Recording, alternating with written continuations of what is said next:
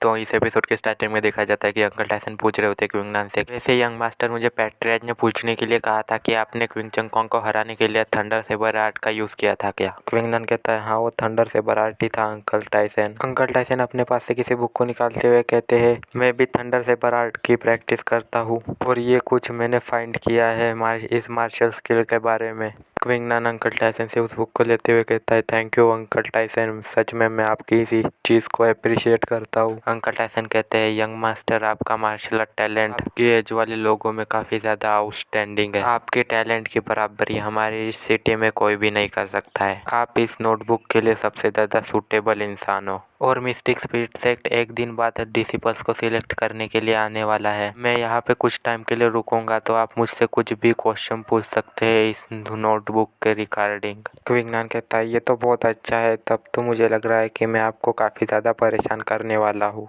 और इसी के साथ क्विंगनान उन नोट्स को पढ़ने लग जाता है, या फिर ऐसा भी कह सकते हो कि वो कॉम्प्रिहेंड करने लग जाता है। और अंकल टायसन और क्विंगनान की मेड उसे देख रहे होते हैं ये सब करते हुए। अंकल टायसन कहते हैं मैं जानना चाहता हूँ कि यंग मास्टर क्विंगनान कितना कुछ लर्न कर पाएंगे एक दिन में। और अब दिखाया जाता है क्विंगनान उस बुक को बारिश में भी पढ़ रहा होता है। क्विंगनान की मेट कहती है कितनी जोरों की बारिश हो रही है सर, क्या हमें यंग मास्टर को बुला लेना चाहिए, उन्हें परेशानी हो रही होगी।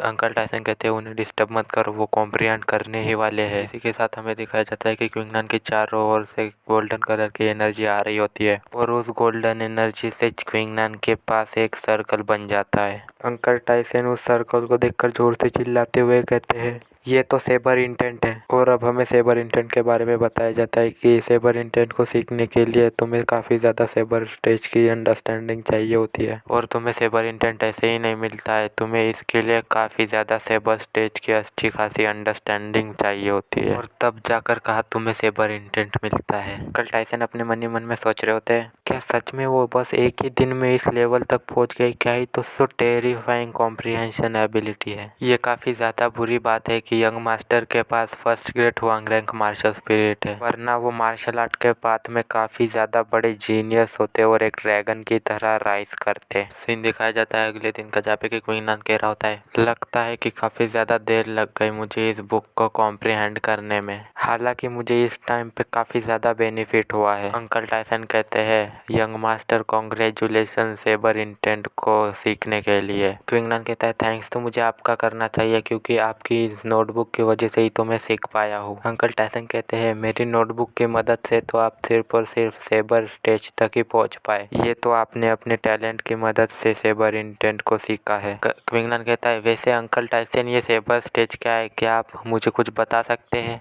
अंकल टायसन कहते हैं इससे पहले कि मैं आपके क्वेश्चन का आंसर दूं, इससे पहले मैं आपसे ये पूछना चाहता हूँ क्या सच में आपको ऐसा लगता है कि आप थंडर सेबर आर्ट के की सारी लिमिट्स को सरपास कर चुके हो? क्विंगनान कहता है हाँ, और क्या आप जानना चाहते हो कि ये कैसे हुआ? अब अंकल टायसन कहते हैं जैसा कि सभी जानते हैं मार्शल आर्ट स्किल्स को डिफरेंट क्लासेस में बांटा गया है और उनके नाम है low class, middle class, higher class and unlimited class. और जब मार्शल आर्ट स्किल की बात आती है तो जितनी higher rank martial art skill होगी उतनी ही ज़्यादा पावरफुल भी होगी, पर यही एक सच नहीं है। हालांकि higher rank martial art skill काफ़ी ज़्यादा पावरफुल होती है, पर इसके अलावा भी एक और चीज़ मानी जाती है मार्शल आर्ट स्किल के बारे में, जैसे कि सेबर स्टेज के एक पॉइंट पर ये मार्शल आर्ट स्किल की रैंक नहीं बल्कि उसकी मास्टरी होगी। किसी के पास जितनी ज़्यादा आर्ट की मास्टरी होगी वो उतनी ही ज़्यादा उस आर्ट का यूज़ करते वक्त एनर्जी को गैदर कर पाएगा और उस एनर्जी को यूज़ कर पाएगा। एग्जाम्पल के तौर पर सेबर स्टेज और short stage etcetera, one with the weapon, ये सारे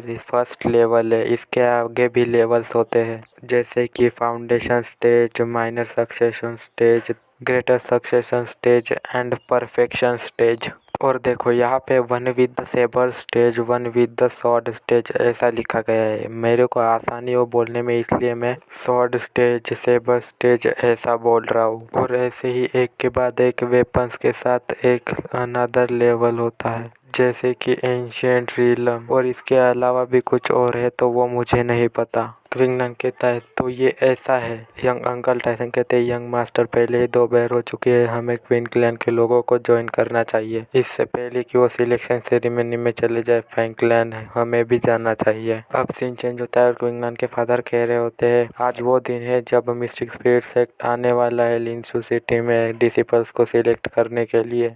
और मुझे लगता है कि तुम सब लोगों को पहले से ही पता होगा कि हम सब लोग यहाँ पर क्यों इकट्ठा हुए हैं। और अगर तुम लोग एक बार मिस्टिक स्पिरिट सेक्ट में ज्वाइन हो जाओ तो तुम लोगों का फ्यूचर अनइमेजिनेबल होगा। और अगर तुम लोग मिस्टिक स्पिरिट सेक्ट के डिसिपल बन जाते हो तो क्वीन क्लैन एक दिन इतना एबल हो जाएगा कि वो नंबर 1 क्लैन बन सकेगा इस पूरे के पूरे लिंशु सिटी का। इसलिए मैं ये होप करता हूँ कि तुम में से हर कोई मिस्टिक स्पिरिट सेक्ट का डिसिपल बन सके। और इसलिए तुम अपनी सारी की सारी स्किल्स को दिखा दो मिस्टिक स्पिरिट सेक्ट के सामने, ताकि तुम्हें मिस्टिक स्पिरिट सेक्ट अपना डिसिपल बना ले। और अब मैं मिस्टिक स्पिरिट सेक्ट के सिलेक्शन सेरेमनी के पार्टिसिपेंट्स के नाम लेने वाला हूँ। Qin Chengkong, Qin Hai, Qin Xiaobao, Qin Jiang Jian and finally Qin Nan. Participants की लिस्ट में क्वीन नान का नाम सुनकर क्वीन चेंगकोंग को गुस्सा आ जाता है और कहता है, क्या पैट्रियाज क्वीन नान के पास सिर्फ और सिर्फ first grade Huang rank martial spirit है? क्वीन नान कैसे क्वालिफाइड हो सकता है मिस्टिक स्पिरिट सेक्ट के सिलेक्शन सेरेमनी में पार्टिसिपेट करने के लिए? अब ये एल्डर भी कहता है, हाँ क्वीन चेंगकोंग की बात में पॉइंट है, वो कचरा क्वीन नान कैसे मिस्टिक स्पिरिट सेक्ट के सिलेक्शन सेरेमनी में पार्टिसिपेट कर सकता है? और ये टकला एल्डर कहता है, क्वीन क्लैन के पास सिर्फ और सिर्फ 10 स्लॉट ही है